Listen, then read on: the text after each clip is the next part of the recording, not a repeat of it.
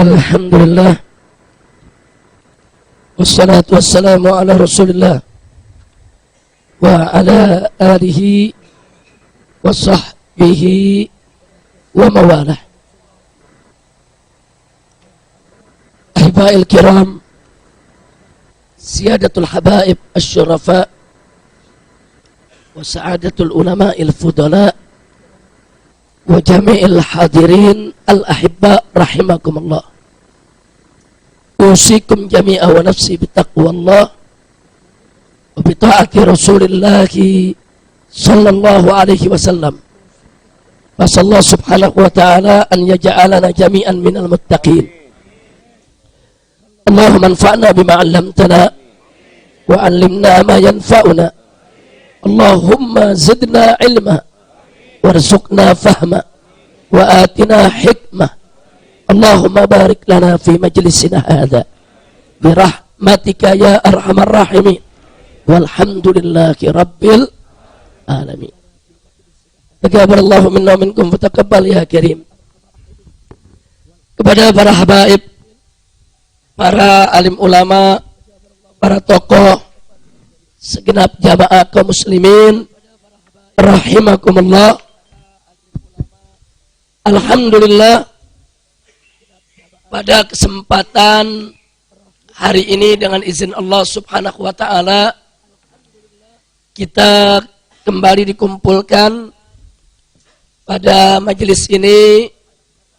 Kita sama berharap mudah-mudahan kumpulnya kita di tempat ini menjadi penyebab turunnya rahmat dan barakah. Amin ya rabbal alamin.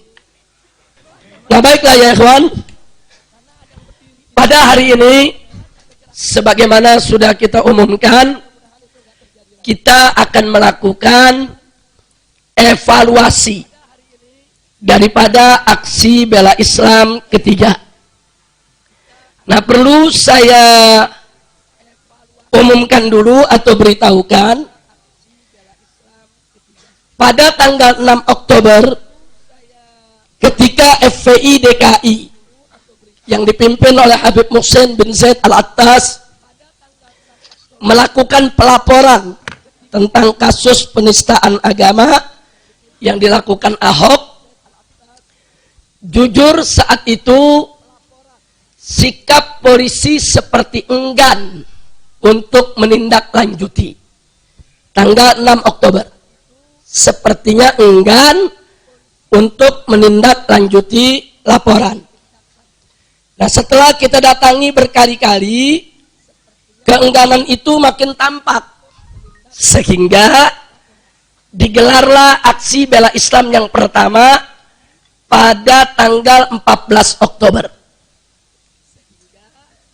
Nah, setelah digelar aksi bela Islam yang pertama 14 Oktober yang dilaksanakan di depan kantor Reskrim Mabes Polri dan Balai Kota, hikmahnya, manfaatnya yang diberikan oleh Allah adalah sejak saat itu baru laporan itu diproses. Nah, baru laporan itu diproses karena ada komitmen dari kepolisian setelah ada aksi bela Islam 1 bahwa mereka akan memproses. Nah, proses itu kita ikuti. Nah, setelah kita ikuti, kita mencium ada aroma intervensi, baik dari kalangan partai politik berkuasa maupun dari kalangan istana, sehingga polisi dalam bekerjanya menjadi kikuk. Dari atas ditekan supaya proses ini tidak berjalan, dari bawah didorong oleh umat Islam supaya proses ini berjalan. Nah, oleh karenanya kita gelarlah aksi bela Islam kedua pada tanggal 4 November. Nah, begitu digelar aksi bela Islam kedua, sempat terjadi sedikit letupan depan istana, tapi sama sekali tidak berhasil memprovokasi aksi tersebut menjadi aksi kerusuhan. Aksi tetap berjalan damai sampai selesai. Nah, Hasilnya adalah polisi berani maju serangkah dengan menetapkan Ahok sebagai tersangka. Jadi kalau ada yang bilang aksi bela Islam ini demo nggak ada gunanya, siapa bilang?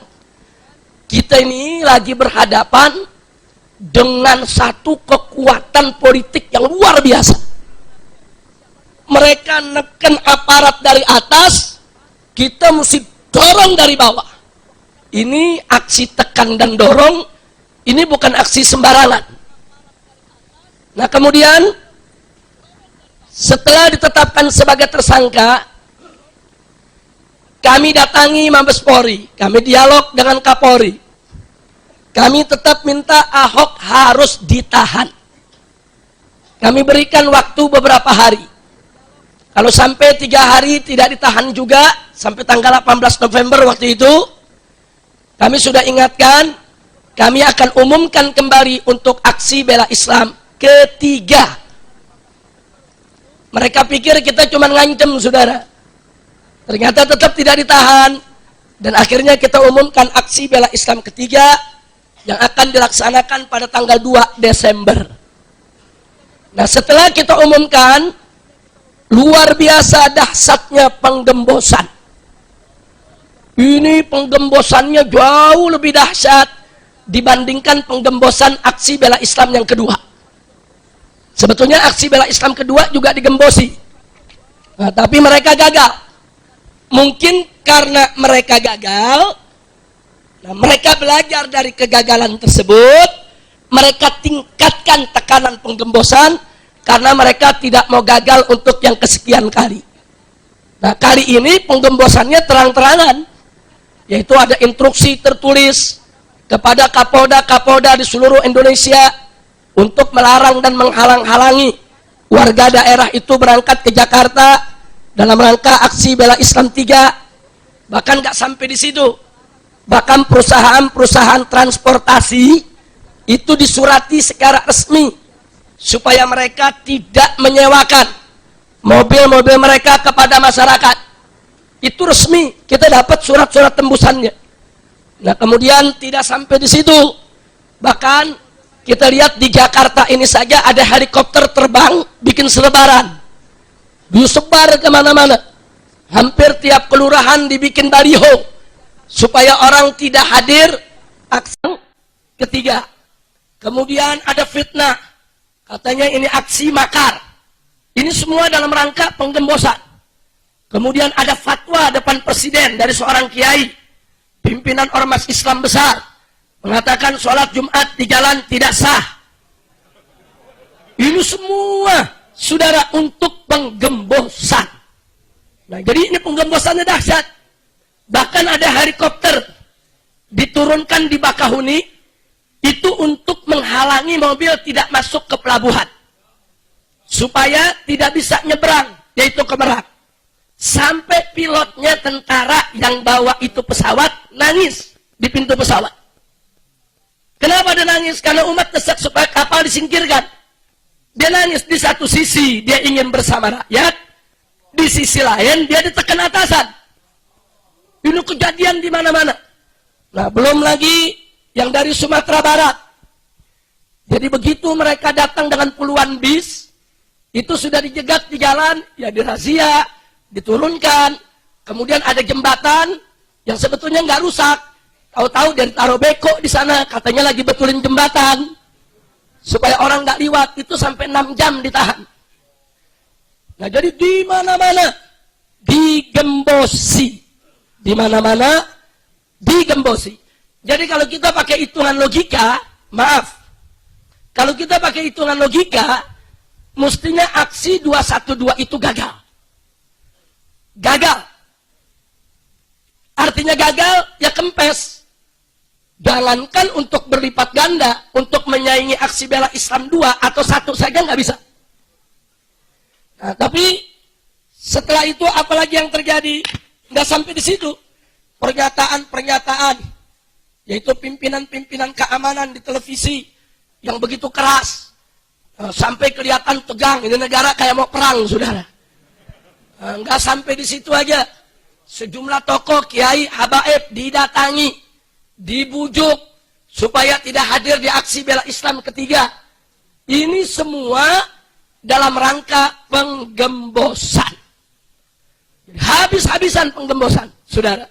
Tapi alhamdulillah, setelah kita lakukan komunikasi-komunikasi, dialog-dialog, diskusi-diskusi, akhirnya kita terima keinginan pemerintah untuk digelar di Monas, tapi dengan syarat-syarat yang kita minta. Jadi mereka minta 1, sholatnya di Monas. Kita setuju, tapi kita minta 10. Lu 10 apa saja, kita minta semua pintu Monas dibuka, tidak boleh ada yang ditutup. Kemudian yang kedua, kita minta harus ada pintu-pintu tambahan. Pagar-pagar harus dibongkar yang ada di Monas, supaya tidak terjadi penyempitan jalan. Jadi, apa sesulitnya pagar-pagar itu bawa tukang las, bongkar-bongkarin. Dan ternyata itu dipenuhi. Kemudian ada tambahan, pemerintah mesti sediain toilet sebanyak-banyaknya. Dan itu dipenuhi. Kemudian nggak sampai di situ, kita katakan kita yang atur softnya. Sebab kalau mereka yang atur softnya, nanti urusannya softnya bukan soft syar'i, jadi soft politik, saudara. Ya, soft syar'i sama soft politik beda. Kalau soft politik nanti dibelok-belokin supaya kita tidak lagi menghadap kiblat, tapi sesuai keinginan mereka. Karena keinginan mereka supaya soft itu tidak nyambung ke HI. Bagaimana caranya? Ya caranya gampang, Ka'bahnya pindahin dulu. Ya, ini sekarang ini Monas, dia ngadep kiblat ke sana, ya otomatis dia punya soft akan nyambung ke HI. Nah kalau nggak mau nyambung ke HI kan kiblatnya mesti dilurusin dulu. Tapi dia pada memindahin Ka'bah semuanya.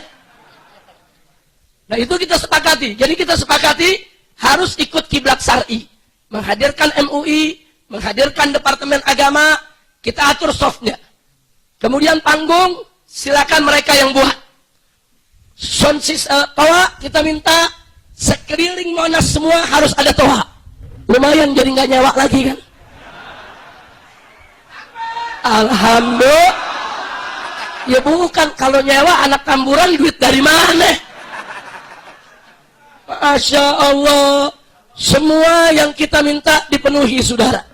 Dan yang paling penting adalah bahwa pemegang acara tetap harus ada di tangan GNPF. Tidak boleh. Dan yang bicara di atas panggung harus seizin GNPF. Ada beberapa ustadz diajukan oleh polisi, kita tolak. Habib, yang ini nih Habib, kita lihat siapa? Enggak meyakinkan. Jangan. Saya tolak. Saya nggak perlu sebutin namanya lah. Ada beberapa yang diajukan kepada panitia, ke Kiai Misbah, ke Kiai Zaitun, terus bisikin saya, Beb, nih ada permintaan. Apa? Si Anu untuk naik, saya lihat dulu. Ya, ini alamat belok ngomongnya ntar. Yang belok-belok enggak, kita enggak kasih, saudara. Jadi alhamdulillah itu semua dipenuhi. Dan akhirnya apa yang terjadi? Kita tidak diizinkan sholat di HI, tapi buntut soft sampai ke HI, saudara. Subhanallah walhamdulillah wala ilaha illallah wallahu akbar. Alhamdulillah.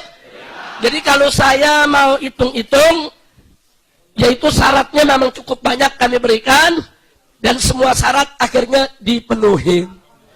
Alhamdulillah. Cuman sekarang polisi ini hari lagi bingung ngejawabnya nih. Kita mau aksi di HI nggak boleh, sekarang partai boleh. Hari ini ada aksi partai, saudara. Padahal ada keputusan gubernur nomor 12 tahun 2016 di bab kelima bagian ke-1 pasal ke-7 ayat 2 bahwa di Car Free Day tidak boleh digunakan untuk kepentingan partai politik. Nah, ini kan aturan. Dia yang buat aturan, dia yang langgar. Kalau kita nggak boleh langgar aturan, kalau dia boleh. Luar biasa ini negara, ngawur tidak? Nah, jadi nanti kita dengar saja apa jawaban polisi. Polisi mesti jawab, saudara. Dan kita akan tanya itu, saudara.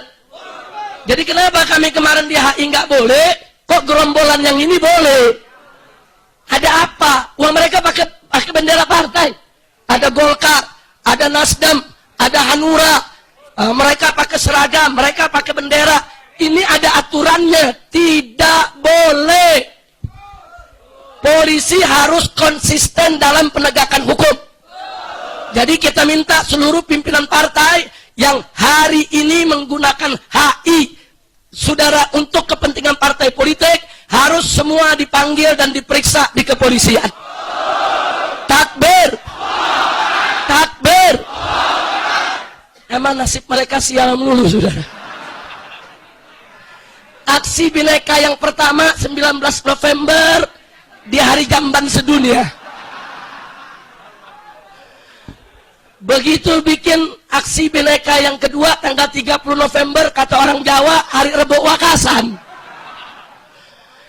Sekarang dia bikin lagi yang ketiga di Car Free Day yang dilarang undang-undang. Emang udah pada bingung mereka semua, saudara. Alhamdulillah. Wa yamkuruna wa yamkurullah wallahu khairul makirin. Alhamdulillah. Alhamdulillah. Alhamdulillah. Baik, saudara, sekarang untuk menyingkat waktu, saya bacakan saja yaitu poin-poin penting untuk kita evaluasi pada hari ini. Yang pertama, walaupun aksi bela Islam ketiga telah digembosi secara habis-habisan dengan berbagai macam cara, tapi dengan izin Allah Subhanahu wa Ta'ala, ternyata yang menghadiri aksi 212, saudara, bukan hanya banyak, tapi juga berlipat ganda dibandingkan aksi sebelumnya. Pertanyaan saya, anugerah siapa? Karunia siapa? Pertolongan siapa? Takbir.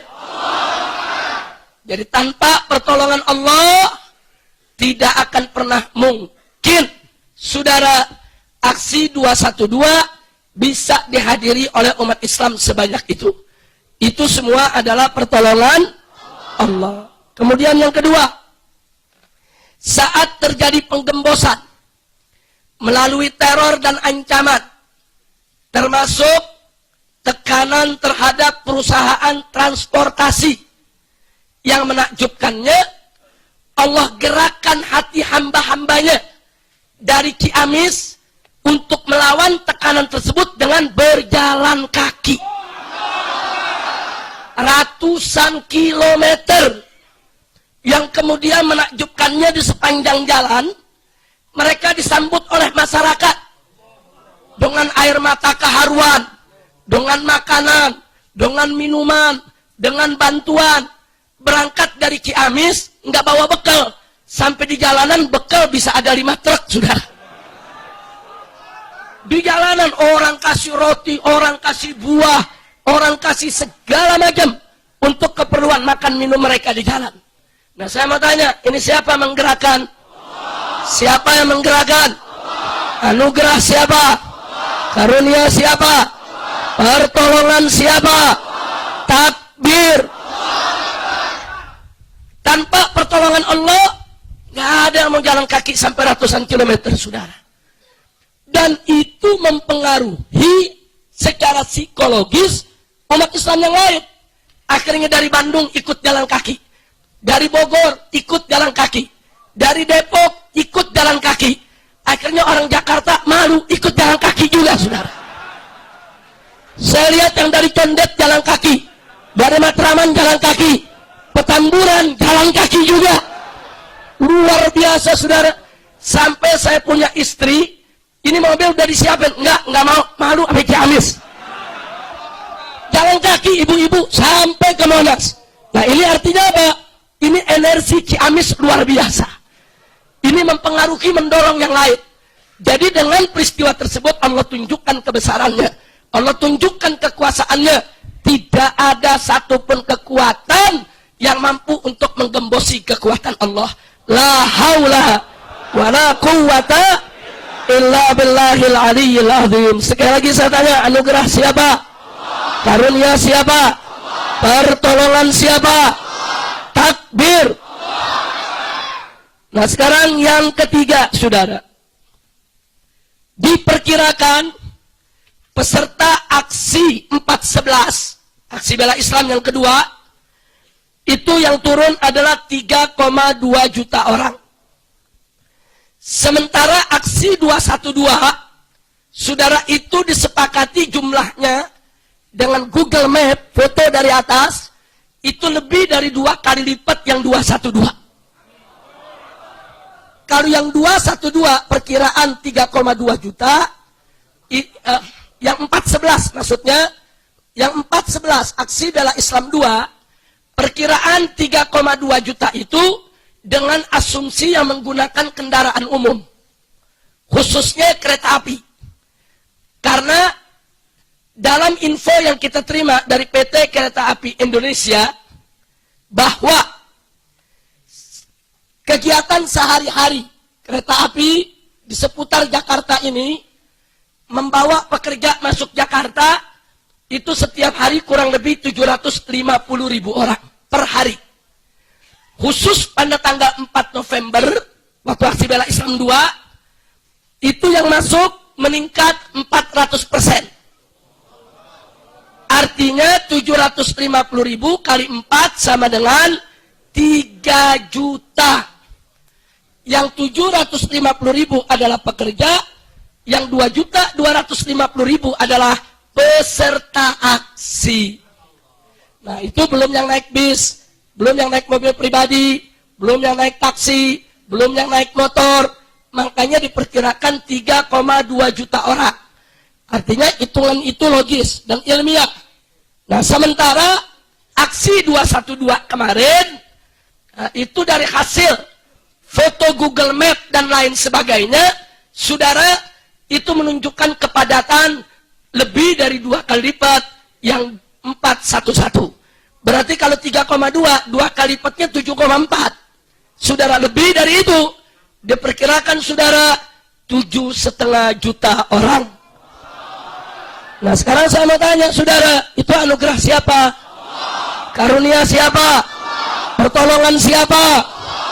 Saudara, tidak ada seorang habib pun, tidak ada seorang syekh pun, tidak ada seorang kiai pun, tidak ada satu ormas pun, apalagi parpol, yang mampu untuk mengumpulkan orang sebanyak itu dengan satu tujuan untuk membela agama. Nggak ada, saudara. Itu semua terjadi karena nasrum minallah. Tidak lain dan tidak bukan adalah pertolongan Allah. Jadi sekali lagi saya tanya, itu anugerah siapa? Anugerah siapa? Karunia siapa? Pertolongan siapa? Takbir. Takbir.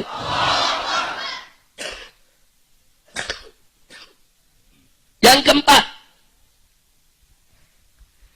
semua keindahan, persatuan, persaudaraan, dan kebersamaan umat Islam yang pernah terlihat pada aksi bela Islam 1 dan 2, maka pada aksi bela Islam yang keempat, yang ketiga, jauh lebih jelas dan nyata lagi, saudara. Artinya, pada saat aksi bela Islam 2, umpamanya, kita lihat keindahan persaudaraan itu hanya di lokasi aksi. Saling berbagi, atau katakan mereka saling memberi, mereka saling menjaga, mereka saling melindungi, terjadi hanya di lokasi aksi. Tapi kali ini persaudaraan tersebut terjadi sudah bukan hanya di lokasi aksi, seperti yang tadi kita ceritakan, bagaimana warga bahu membahu menolong mereka yang jalan kaki dari Ciamis ke Jakarta. Artinya sentuhan itu masuk ke kampung-kampung. Sentuhan itu masuk ke daerah-daerah. Nah ini yang kita katakan, nuansa kebersamaan umat Islam jauh lebih terang benderang nyata pada aksi 212 dibandingkan dengan sebelumnya. Anugerah siapa? Karunia siapa? Pertolongan siapa? Takbir. Takbir. Takbir. Sallu ala nabi. Yang kelima, aksi bela Islam 212 yang semula dilarang sholat Jumat di HI, harus di Monas, saudara. Kemudian kita terima di Monas. Ternyata begitu pelaksanaannya, saudara, itu soft yang paling akhir di belakang, yaitu di arah ke timur, saudara, itu sampai lewat Senen ke Cempaka Putih. Sementara soft sayap kanannya, saudara, ke barat daya itu sampai ke Bundaran HI. Jadi yang semula dilarang nggak boleh ke HI, akhirnya apa? HI terpakai juga buat sholat Jumat, saudara. Saya mau tanya sekarang, saudara, itu anugerah siapa? Karunia siapa? Pertolongan siapa? Takbir, takbir. Jadi yang pengen kita sholat di HI siapa? Allah. Allah, saudara. Enggak bisa diatur-atur sama manusia. Uridu turidu walakin Allah fa'alul lima yurid. Saya punya kehendak, Anda pun juga punya keinginan, tapi yang berlaku tetap kehendak Allah. Kehendak Allah di atas semua kehendak. Alhamdulillah. Nah sekarang baik, saudara. Yang berikutnya, yang nomor 6, yang ke-6, aksi bela Islam ketiga, yang semula, saudara, diprotes oleh aparat, ditolak oleh aparat, bahkan ya terus terang digembosi oleh aparat, saudara, di mana-mana digembosi, saudara. Pemerintah ikut menggembosi, tapi pada detik-detik terakhir, tahu-tahu justru aparat ikut jadi panitia, ikut memfasilitasi, saudara, ikut mempermudah. Saya mau tanya, anugerah siapa? Siapa yang membolak-balikan hati? Siapa yang membolak-balikan hati? Anugerah siapa? Karunia siapa? Pertolongan siapa? Takbir. Sallu ala nabi. Baik, saudara. Yang berikutnya lagi, yang ke-7, ada yang tidak kalah menarik. Itu sampai hari Kamis sebelum aksi bela Islam, sejumlah petinggi negara membujuk, termasuk MUI, supaya presiden itu hadir sholat Jumat bersama umat. Presiden masih nolak. Enggak, presiden enggak mau, saudara.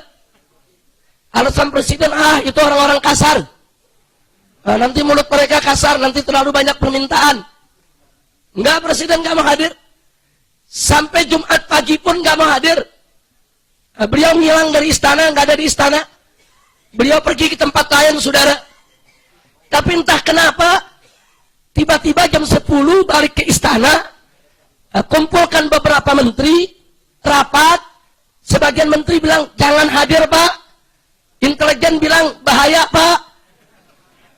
Jangan kaget, karena yang mengelola intelijen istana adalah Goris Mere, saudara. Jadi jangan kaget. Jadi masih mempengaruhi. Sementara wakil presiden, saudara, memberikan pandangan, ya mesti hadir. Sebab kalau nggak hadir nanti orang bilang presiden nggak sholat Jumat. Masa sholat Jumat aja nggak hadir? Jadi presiden bingung, saudara. Tapi subhanallah, akhirnya di detik-detik terakhir, saya sendiri nggak tahu kalau presiden mau datang. Enggak, saya nggak tahu. Saya cuma tahunya bahwa nanti yang akan menjadi khotib Jumat adalah Kiai Haji Ma'ruf Amin, saudara. Nah, sampai menjelang Jumat, karena Kiai Haji Ma'ruf Amin belum tiba, saya dibisikkan oleh panitia, Habib, teman-teman sepakat, kalau Kiai Ma'ruf nggak datang, atau wakilnya juga tidak datang, karena kita punya 2 cadangan, saudara.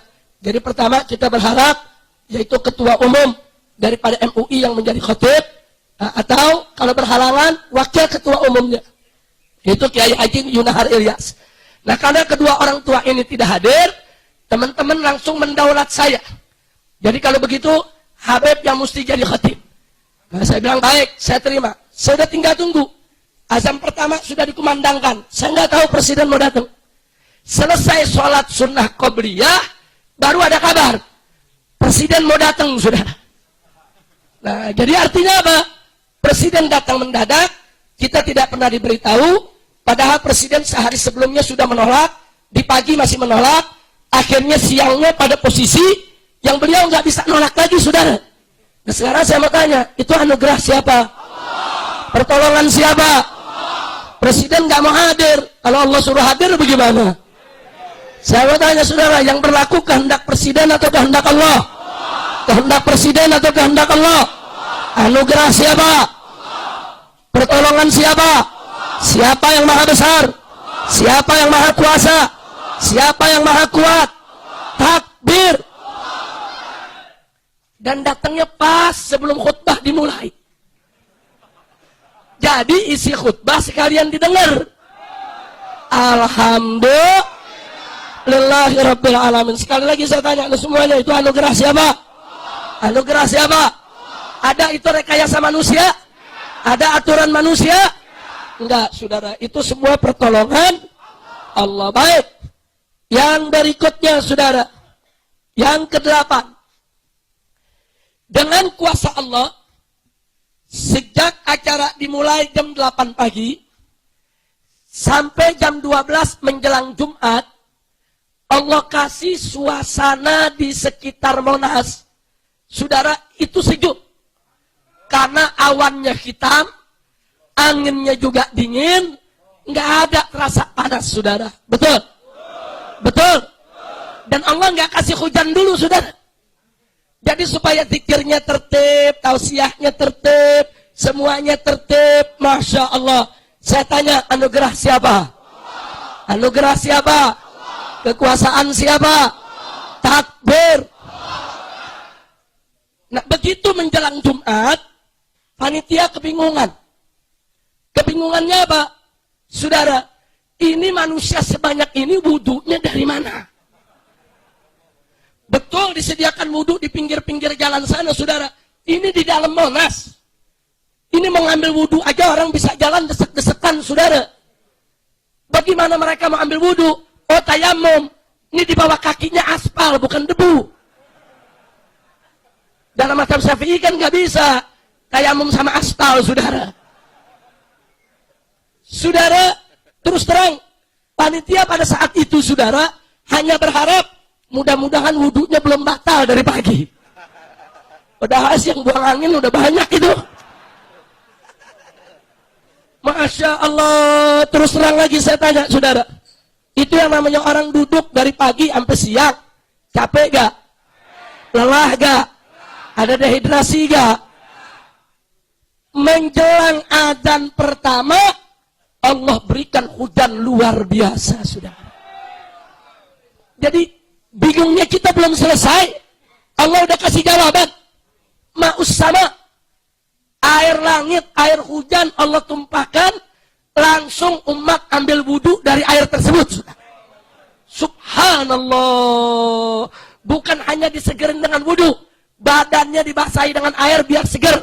Yang ngantuk hilang, yang lelah hilang, yang capek hilang, dan mereka lebih semangat lagi berjuang. Betul? Saya tanya, waktu hujan ada yang bubar? Ada yang lari? Ada yang marah dengan hujan? Marah atau bersyukur? Saya tanya, anugerah siapa? Karunia siapa? Pertolongan siapa?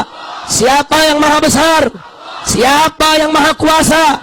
Siapa yang maha agung? Takbir! Takbir!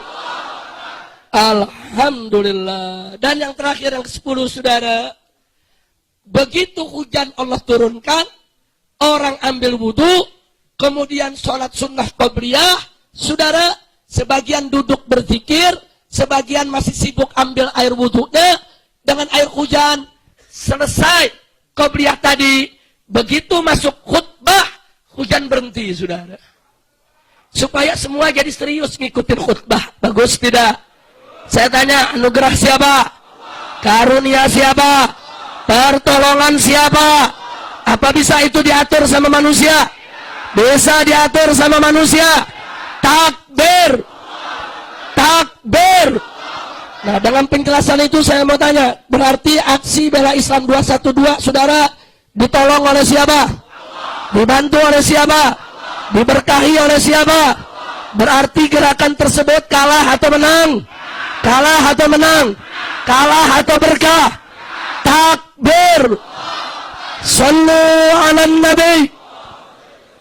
Dan pertolongan Allah yang kita tidak boleh lupa, manusia jutaan hadir seperti itu, tidak terjadi kerusuhan. Tidak terjadi kerusuhan. Ini bukan saja yang pertama sepanjang sejarah Indonesia, tapi juga ini yang pertama sepanjang sejarah dunia, saudara. Jadi Jumat yang dilaksanakan saat itu dengan jutaan manusia, Jumatnya tertib, sholatnya tertib, acaranya tertib, semua berjalan damai, semua satu tujuan untuk membela Al-Quran, untuk membela Islam. Ini semua hanya bisa terjadi dengan pertolongan siapa? Saya mau tanya, tentara kalau nyiapin pasukan, saudara, 7 juta orang, berapa jam dia perlu? Coba lihat, saudara. Tapi umat Islam ngerapihin soft, berapa menit, saudara? Sebentar, iqamat udah rapi softnya, saudara. Langsung sholat rapi. Subhanallah. Anda lihat fotonya dari atas, saudara. Rapi itu soft. Semua menghadap kiblat. Dan yang menariknya lagi apa? Yang paling menarik, saudara, itu gambar dari atas. Kalau Anda lihat, posisi imam paling depan, miring. Itu polisi kan nutup jalan dari patung kuda sampai istana. Nah, Anda lihat kan? Ditutup. Mungkin ada orang marah, kurang ajar ini polisi nutup. Kalau saya lihat, itu Allah yang nutup, saudara. Kenapa? Sebab kalau Anda lewat batas, Anda lewatin imam, saudara.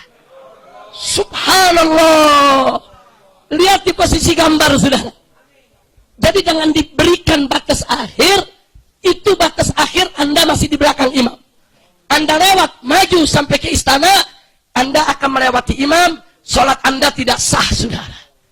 Saya mau tanya, itu yang atur soft begitu siapa? Apa iya polisi mikir, oh ini sejajar sama imam, ini enggak? Ada polisi mikir gitu? Jadi siapa yang tetapkan itu semua? Siapa yang gerakan itu semua? Siapa yang atur itu semua? Jadi anugerah siapa? Karunia siapa? Pertolongan siapa? Takbir. Takbir. Sallu ala nabi. 7 juta orang lebih turun kemarin. Ada kekurangan air? Ada yang kekurangan makan? Enggak ada, semua terjamin, saudara. Luar biasa, saudara. Kemudian pulang ada yang kekurangan bis. Sampai akhirnya pemerintah nyerah, nyediain 300 bis buat pulang, saudara. Alhamdulillah. 300 bis orang Tamburan suruh sewa, mabur gitu, saudara. Subhanallah. Jadi sekali lagi saya tanya, jujur, jawab dengan hati nurani kita, itu semua anugerah siapa? Jawab yang keempat, anugerah siapa? Karunia siapa? Pertolongan siapa? Siapa yang maha besar? Siapa maha kuasa? Siapa maha agung? Takbir. Allahu Akbar. Sallu ala nabi. Alhamdulillahirabbil alamin. Nah, setelah saya jabarkan itu semua, saudara, yang penting kita evaluasi saat ini adalah jangan sampai banyaknya kita turun kemarin itu menjadi penyebab sombongnya kita. Nggak boleh sombong, nggak boleh takabur, nggak boleh ujub. Jadi kita tetap harus bersyukur. Allah janji, faqala ta'ala, la in syakartum la azidannakum. Jadi kita harus bersyukur agar nikmat ini nanti ditambah lagi oleh Allah Subhanahu wa taala. Insya Allah. Nah, kemudian ada pertanyaan, apa yang harus kita lakukan setelah aksi 212? Saudara, yang pertama, kita harus kawal kasus Ahok dengan ketat. Tidak boleh kita lalai. Hari ini kita dapat berita, sedang kita konfirmasikan, bahwa salah satu jaksa penuntut umum yang akan menjadi wakil kita untuk menuntut Ahok, itu adalah seorang Nasrani. Nah, ini sedang kita konfirmasikan. Dan kita mau lihat juga track recordnya. kita mau periksa juga semua komentar-komentar dan pernyataannya selama ini. Nah, kalau dia termasuk yang miring menjadi pendukung daripada Ahok, maka nggak boleh dia didudukkan mewakili kita untuk menuntut Ahok, saudara. Nah, ini sedang kita pelajari. Nanti kalau datanya sudah lengkap, akan kita datangi lagi ke Jaksaan Agung. Karena kita minta jaksanya yang senior, jaksanya yang punya ghirah, yang punya rasa keagamaan, yang tahu mana itu penistaan dan mana itu bukan penistaan. Nah, itu yang pertama. Jadi ini harus kita kawal. Nah, yang kedua, masih masuk dalam soal mengawal kasus Ahok. Kalau melihat jadwal, paling cepat 1 minggu, paling lambat 2 minggu, semestinya Ahok sudah harus disidang. Nah, nanti kita akan datang ke Kejaksaan Agung. Apakah ini sudah dilimpahkan ke pengadilan? Kita juga akan datang ke pengadilan. Kita akan minta penetapan jadwal sidangnya. Nah, kalau sudah, maka kita akan umumkan ke masyarakat supaya setiap sidang kita datang. Jangan kita lepas begitu saja. Setuju? Setuju? Nah, itu yang harus kita lakukan setelah 212. Kawal terus kasus ini. Yang ketiga, sesuai dengan usulan Majelis Ulama Indonesia, di mana ulama di Majelis Ulama Indonesia sudah menyampaikan langsung ke Bapak Presiden. Hari Kamis kemarin, Ketua MUI itu dipanggil oleh Presiden, diajak bicara 4 mata, dan sudah menyampaikannya secara langsung. Nah, yang disampaikan adalah, kalau tidak mau ada aksi bela Islam 4, 5, 6, 7, dan seterusnya, maka pemerintah harus membuka pintu dialog. Nah, waktu MUI sampaikan itu, kami dari GNPF menyatakan siap. Kapan saja 24 jam pemerintah ingin berdialog dengan kita, kita siap untuk hadir dalam dialog. Karena kita tidak pernah anti dialog, dan kita tidak pernah takut untuk berdialog. Artinya silakan Presiden dengan jajarannya untuk hadir dalam dialog. Kami akan membawa tokoh-tokoh nasional, tokoh agama, tokoh nasionalis, tokoh kebangsaan yang kapabel dan berkompeten di dalam persoalan kebangsaan dan kenegaraan. Kita siap untuk berdialog. Artinya kami akan sampaikan kepada pemerintah secara terbuka apa yang menjadi problem bagi bangsa ini. Nah, setelah kita sampaikan, silakan pemerintah untuk menjawabnya. Kalau pemerintah mampu menjawabnya dengan baik, argumentatif, logis, masuk di akal, tidak melanggar konstitusi, maka sami'na wa ata'na. Kami dengar, kami taat. Kalau memang kami yang salah persepsi selama ini, kami yang salah sangka kepada pemerintah, kami siap untuk minta maaf dan ikut dengan pemerintah. Tapi kalau pemerintah, setelah kita sampaikan problem-problem tadi, ternyata tidak mampu menjawab, atau jawabannya ternyata melanggar konstitusi, membahayakan negara, maka pemerintah harus siap untuk diluruskan. Kita bantu, ayo kita perbaiki kesalahan-kesalahan putusan tersebut, dan mari kita bangun negeri ini. Nah, saudara, tapi kalau pemerintah nggak mau dialog, saudara, atau mau diperbaiki, nggak mau juga, saudara, maka jangan salahkan umat Islam. Kalau masih ada aksi bela Islam 4, 5, 6, 7, 1000, 2000, dan seterusnya. Umat Islam nggak pernah capek untuk berjuang, betul? Betul? Kita nggak akan pernah capek sampai kita masuk surga. Setuju? Takbir. Takbir. Karena Nabi yang mengatakan an yasba'al mu'min min khairin hatta yakuna muntahahul jannah. Jadi seorang mukmin itu tidak akan pernah kenyang dengan kebaikan sampai pelapisannya adalah surga, saudara. Nah, jadi kalau pemerintah tanya, ini aksi bela Islam berhentinya kapan? Ntar kalau udah masuk surga. Amin. Amin. Ya Rabbal Alamin. Ada yang nanya lagi, Habib, ini gimana? Bela Islam 1, 2, 3, ntar ada 4, 5, 6, 7. Nah saya bilang, kalau orang Betawi punya filosofi, kalau anak salah, kasih nasihat sekali nggak ngerti, kasih yang kedua. Nggak ngerti, kasih yang ketiga. Masih dilanggar, ya tempeleng. Paham nggak? Orang Betawi begitu. Saya nggak tahu orang di luar Jakarta. Di Solo bagaimana di Solo? Sama. Main bom lagi ente. Jadi cuma 3 kali aja peringatan. Di Sulawesi peringatan berapa? 3 kali. Di Solo 3 kali. Di Kalimantan Selatan 3 kali. Di Aceh, oh berarti sama. Berarti udah ijma itu. Jadi kita lihat saudara, jadi jangan coba-coba kalau sudah ditegur aksi bela Islam 1, 2, 3, tahu-tahu pengadilan membebaskan Ahok. Kalau saya mau tanya, kira-kira kalau terjadi begitu terima atau tidak? Siap turun lagi? Alhamdulillah, mudah-mudahan insya Allah Allah kasih kita kemenangan, amin. Nah baik saudara, waktu kita masih sangat banyak. Kita akan minta sambutan dari beberapa tokoh kita.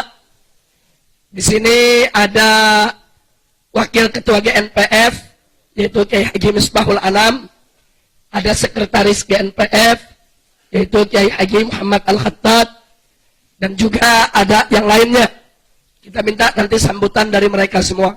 Tapi sebelumnya, insya Allah nanti saya juga ingin umumkan hari ini adalah hari wafatnya ibunda kami tercinta 4 tahun yang lalu, yaitu almarhumah Syarifah Sidah binti Alwi bin Muhammad bin Zain Al-Attas.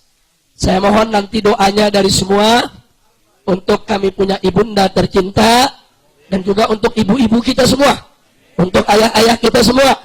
Nanti kita bacakan doa, saudara, kita tahlilkan sebentar, mudah-mudahan Allah kabulkan doa kita. Dan insya itu nanti ada di ujung acara. Nah sekarang kita minta silakan kepada Kiai Haji Misbahul Anam terlebih dahulu untuk bisa menyampaikan sambutannya. Mudah-mudahan nanti kalau tidak ada halangan, Ustadz Bakhtiar Nasir juga mau datang. Sudah hadir belum? Belum sampai. Nah kita sambil tunggu. Silakan Kiai Haji Misbahul Anam, sambutan singkat untuk evaluasi ini. Sallu ala Nabi.